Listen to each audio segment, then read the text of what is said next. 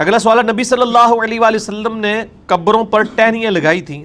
تو کیا ہم قبر پر پھول ڈال سکتے ہیں؟ یہ اسی طریقے سے کہ حجر اسود ہے تو ہم بزرگوں کی چوکھٹ کو چوم سکتے ہیں، قبروں پہ ٹہنی ضرور لگائیں آپ، پھول ڈالنے کی کوئی اصل نہیں ہے، کیونکہ نبی صلی اللہ علیہ وآلہ وسلم کے بارے میں بخاری مسلم میں آتا ہے،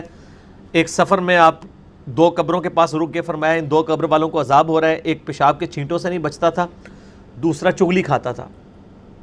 پھر آپ نے ایک ٹہنی اپنے مبارک ہاتھوں سے توڑی، اس کے 2 حصے کیے، اس پہ ڈال دی، دونوں پہ لگا دی، فرمایا جب تک یہ ہری رہیں گی عذاب میں تخفیف ہوگی۔ اس میں اکثر محدثین کا یہ خیال ہے کہ یہ نبی علیہ السلام کے مبارک ہاتھوں کی برکت ہے، یہ نہیں ہے کہ آپ کسی کی قبر پہ بھی کوئی ٹہنی لگا دیں گے تو عذاب میں تخفیف ہوگی، اور یہ بات زیادہ مضبوط ہے، کیونکہ صحیح مسلم میں حدیث ہے کہ ایک حبشی عورت تھی سیاہ فام، مسجد نبوی کی صفائی کرتی تھی، بخاری میں بھی اس کا کچھ حصہ موجود ہے، مسلم میں ڈیٹیل ہے، فوت ہو گئی، صحابہ کرام نے راتوں رات جنازہ پڑھ کے دفنا دیا، 2-3 دن گزرے، آپ صلی اللہ علیہ وآلہ وسلم نے فرمایا وہ عورت نظر نہیں آ رہی جو مسجد کی صفائی کرتی تھی، کہ یا رسول اللہ فوت ہو گئی تھی، ہم نے آپ کے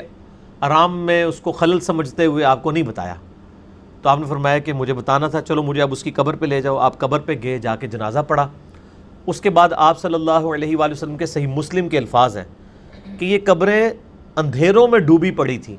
میرے جنازہ پڑھنے کی برکت سے اللہ نے ان کو نور سے بھر دیا ہے۔ اب یہ بڑا سبحان اللہ بھی ہے اور استغفر اللہ بھی پڑھیں کہ وہ قبریں بریلوی دیوبندی والے حدیثوں کی نہیں تھی اور کافروں کی بھی نہیں تھی، کیونکہ کافر کو تو نفع پہنچ ہی نہیں سکتا، جو شرک پہ مرا ہے اس کو نبی کی دعا سے تو نہیں ہوگا، وہ تو قرآن میں سورہ التوبہ میں باقی جگہوں میں بھی آیا کہ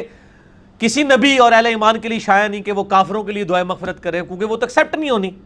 اور سورہ توبہ میں ہے کہ منافقین کے لیے آپ 70 دفعہ بھی دعا کریں اللہ نہیں قبول کرے گا۔ یہ سبحان اللہ تو آپ نے پڑھ لیا، یعنی وہ مسلمانوں کی قبریں تھیں اور نبی علیہ السلام کے مبارک زمانے کے مسلمان تھے، یعنی اصحاب تھے، تو بڑا خطرناک معاملہ ہے۔ یہاں تو آپ بزرگوں کی نسبتیں لے کے بیٹھے ہوئے ہیں کہ جی ہم بچ جائیں گے،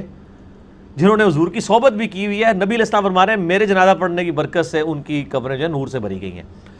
تو اس لیے وہ ٹہنیوں والی بھی آپ صلی اللہ علیہ وآلہ وسلم کی مبارک برکت تھی۔ اگر کوئی اس پہ سنت پہ بھی عمل کرتا ٹھیک ہے، ٹہنیاں لگائے، پھول پھینکنا نہیں ہے، یہ تو بالکل فضول خرچی کر رہے ہیں، جا کے ایک پوری انڈسٹری پھولوں کی بنا لی ہے آپ نے، وہ خریدتے ہیں اور پھر ہر شب رات کے اوپر ریڑیاں لگی ہوئی ہوتی ہیں، عید کی راتوں میں ریڑیاں لگی ہوئی ہوتی ہیں،